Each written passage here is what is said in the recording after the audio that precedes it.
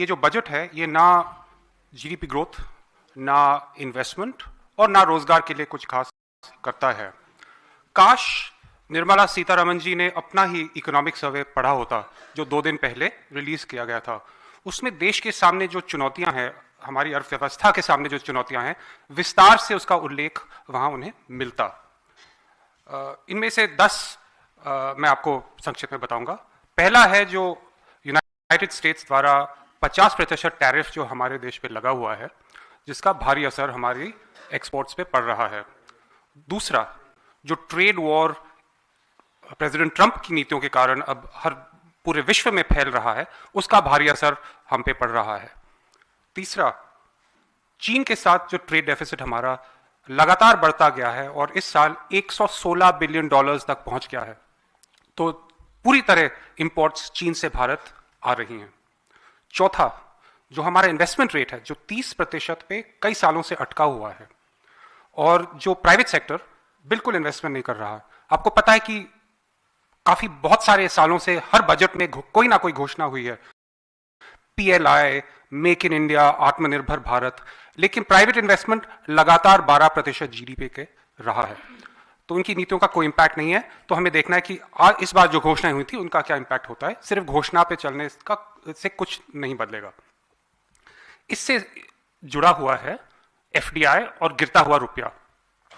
लगातार रुपया गिरता हुआ दिख रहा है। एशिया का सबसे कमजोर करेंसी माना जाता है और इसका मुख्य कारण है कि पैसा बाहर जा रहा है। जो फॉरेन पोर्टफोलियो इन्वेस्टमेंट है, फॉरेन डायरेक्ट इन्वेस्टमेंट है, एक जमाना होता था कि पैसा भारत में आता है, लेकिन नेट एफडीआई अब बढ़ चुका है, नेगेटिव हो चुका है। और इसका कारण है, पहले जो निवेशक थे, इन्वेस्टर्स थे, वो भारत में इन्वेस्ट नहीं कर रहे थे। आपको मालूम है कि हर साल 4,000 से 5,000 high net worth individuals, dollar millionaires Dubai, Singapore, London में अपना रेजिडेंसी लेते हैं। अब उनके साथ उनका पैसा भी जाने लग गया है।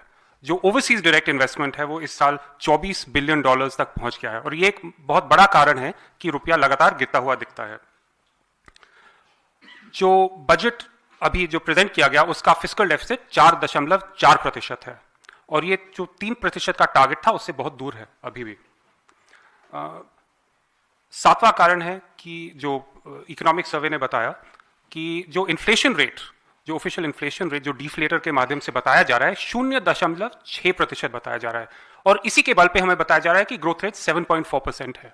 अब आप मुझे बताइए, इस देश में कौन सा घर है, कौन सा व्यक्ति है जिसका इन्फ्लेशन रेट 0%, 6% है, जिसको शिक्षा पे खर्चा करना है, स्वास्थ्य पे खर्चा करना पड़ रहा है, यातायात पे, खाने पीने पे 0.6% किसका अनुभव है, ये हमें दिखाना चाहिए। तो अगर इन्फ्लेशन रेट इससे ज्यादा है, इसका मतलब यही है, हो सकता है कि जो असली जीडीपी ग्रोथ रेट है वो 7.4% से कम है। एक और मुद्दा है, जो सूक्ष्म और लघु उद्योग लाखों में बंद होते जा रहे हैं।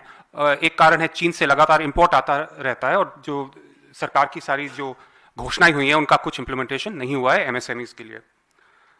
बढ़ती बेरोजगारी के बारे में आपको कुछ बताने की जरूरत नहीं है, इसके बारे में बजट में कुछ नहीं है। और लास्ट में जो शहरी इंफ्रास्ट्रक्चर की बुरी हालत है, कुछ ही दिन पहले हमने देखा नोएडा में क्या हुआ। एक युवक ने अपनी जान खोली क्योंकि इतना खराब इंफ्रास्ट्रक्चर है, सड़कें खराब हैं, कंस्ट्रक्शन साइट्स खराब हैं और जो एसडीआरएफ, एनडीआरएफ जो फोर्सेज हैं जिनको उन्हें डूबते हुए व्यक्ति को बचाने के लिए आए थे, वो भी नाकाम निकले। तो इन सब चुनौतियों के बारे में इस बजट में कुछ नहीं है। एक और बात महत्वपूर्ण है कि जो सरकार की प्राथमिकताएं हैं वो इस बजट से साफ दिखती हैं और इसमें गरीब और मिडिल क्लास के लिए कुछ नहीं है।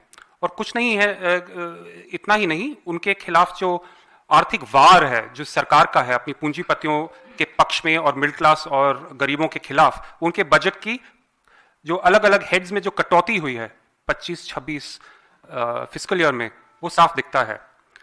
ग्रामीण विकास मंत्रालय में 53,000 करोड़ काटे गए बजट और एक्चुअल के बीच। शहरी विकास में 40,000 करोड़, सामाजिक कल्याण 10,000 करोड़, कृषि 7,000 करोड़, शिक्षा 6,700 करोड़ और स्वास्थ्य 3,700 करोड़।